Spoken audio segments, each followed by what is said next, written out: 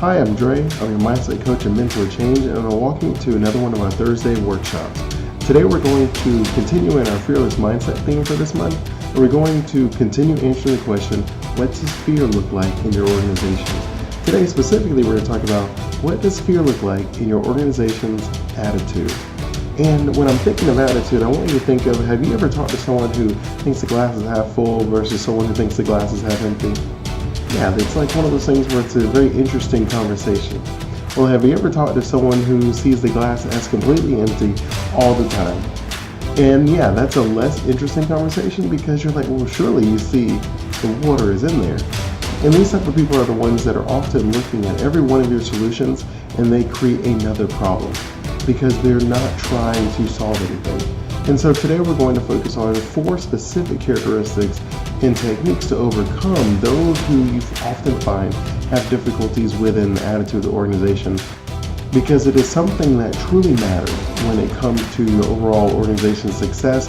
And whenever you're dealing with the fears that it goes along with this attitude, we're going to understand that whenever people see the glass is all the way empty, that it's really a fear, an underlying fear that they're dealing with. That they're not necessarily just negative, they're not necessarily just disliking you, that they're often dealing with the fear of inadequacy or just some overall fear of change that makes it hard for them to just accept things very easily.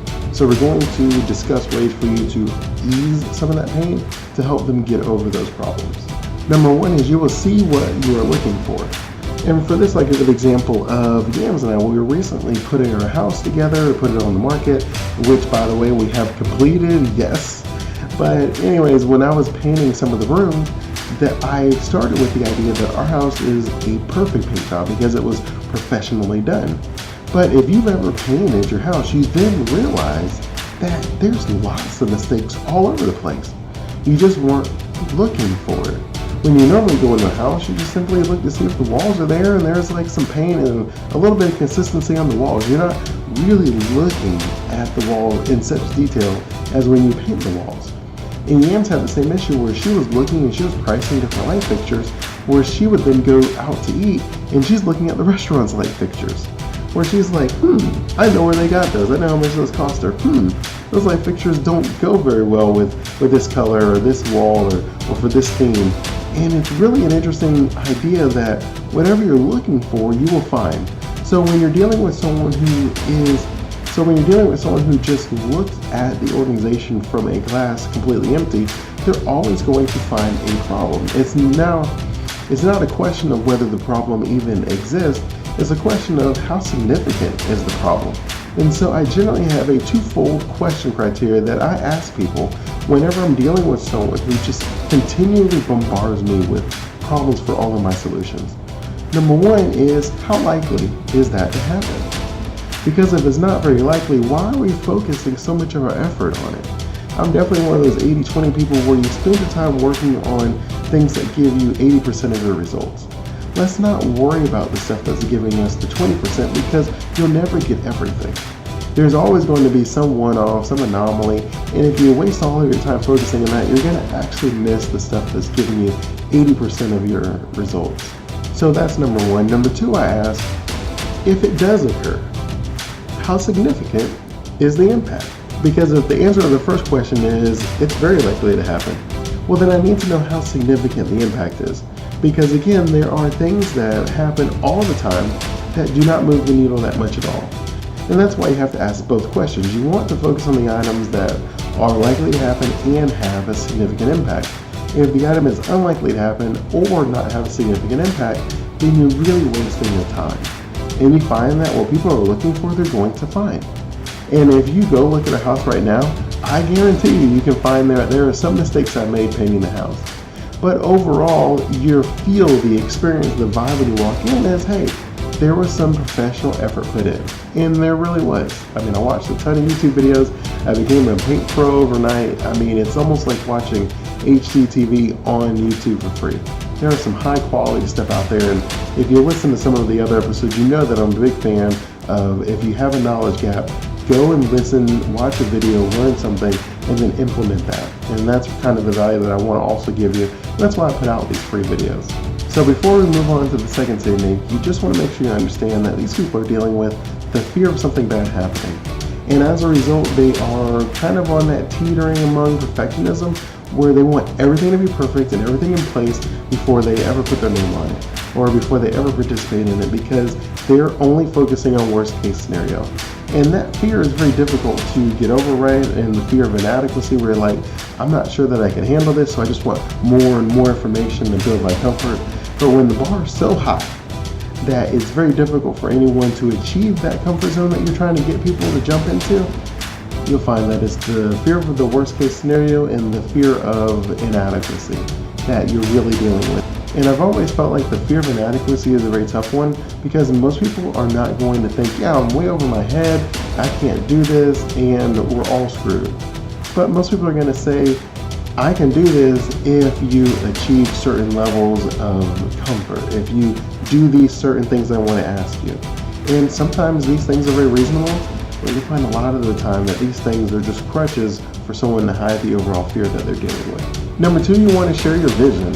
And I know it sounds counterproductive because we're talking to someone who's creating a problem for every one of your solutions. But again, if you're dealing with fear, if they have the fear of uncertainty or the overall fear of change, then the more that you share with them, the more comfort they're going to have, and the less likely they're going to need to be dragged and they're going to be kicking along, screaming as you bring them into the new change that you're creating in your organization. So if you start by giving them the information, share what you're excited about, share how it impacts their role, share what you need for them to do, share the overall direction that the company is going, share the vision that you have set forth, why this change is needed, and some of the pain points it's going to alleviate, you are going to find that most people are going to start putting down their overall wall, and they're going to embrace the changes that you're looking for. More times than not, when you share your vision, the fears that people have about change and what's going on, they really start to feel like a lot better. They feel like their voice is being heard.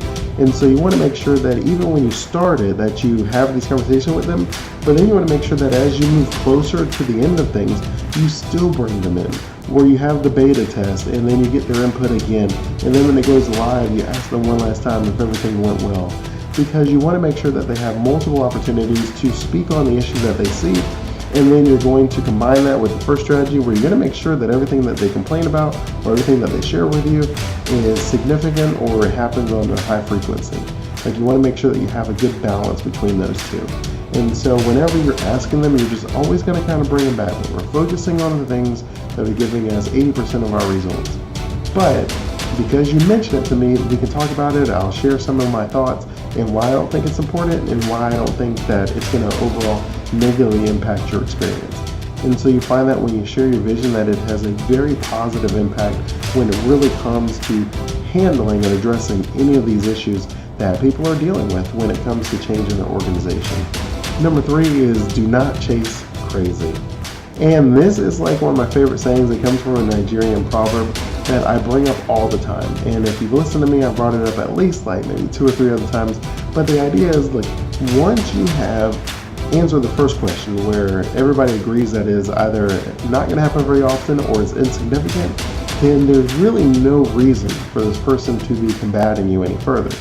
But then you add the second strategy, where you shared your vision, where you should have alleviated all of their pain points. If the person is still apprehensive, the person is still combative, then you just want to find either some way to put them on a different team, or you have to let them go. You don't want to chase crazy. What I mean by chasing crazy is, if someone is set in their ways that they are not going to like anything about change, then you have to create the change without them. You don't want that cancer in your organization. And when you simply think about it, I really want you to consider the way that the proverb goes, and I'll give it to you real quick.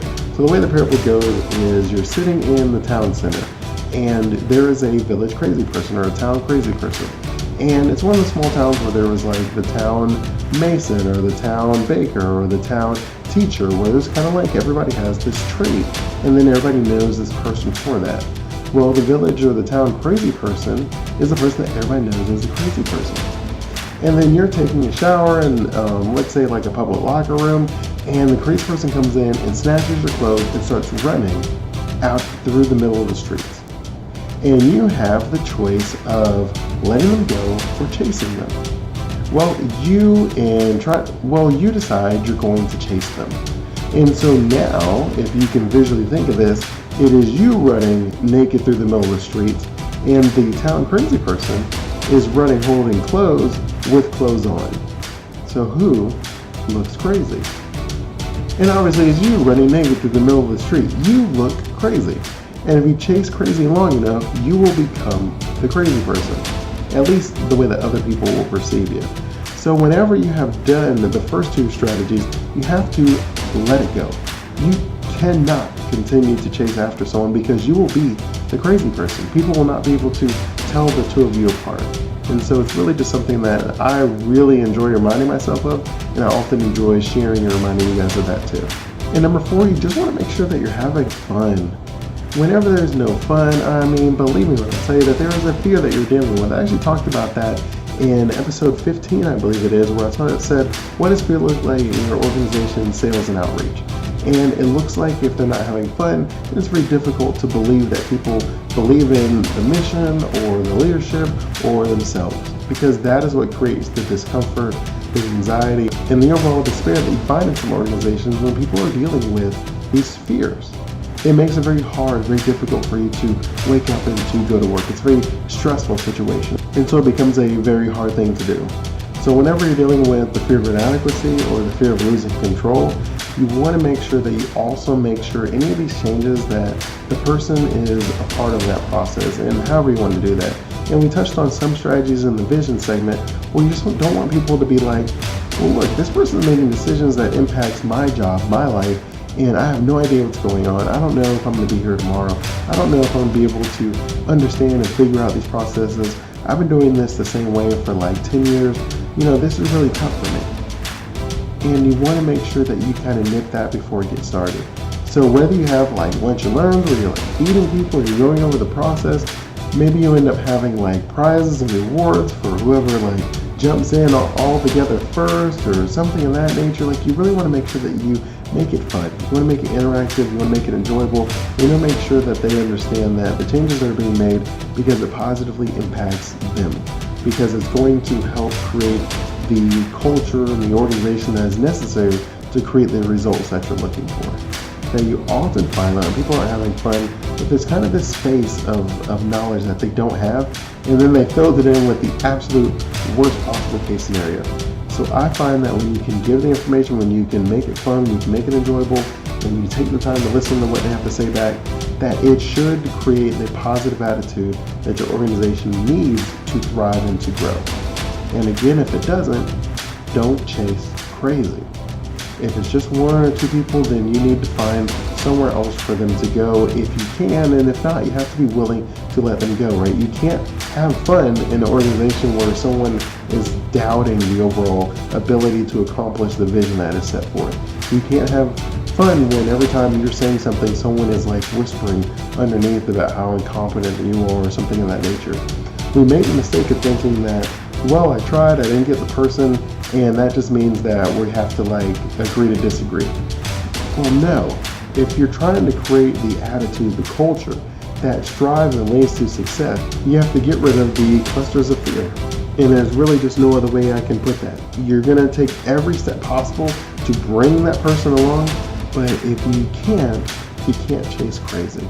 And so you just got to be willing to make that tough decision if your goal is to truly alleviate the fear in your organization and to create the positive attitude that we're trying to, where everybody is believing in the mission and everybody's working towards that goal in unison. Your goal is to keep the engagement and excitement high, right? Like excitement is contagious, so you need to be excited about what's going on while making sure that everyone knows you appreciate them and that you value their feedback.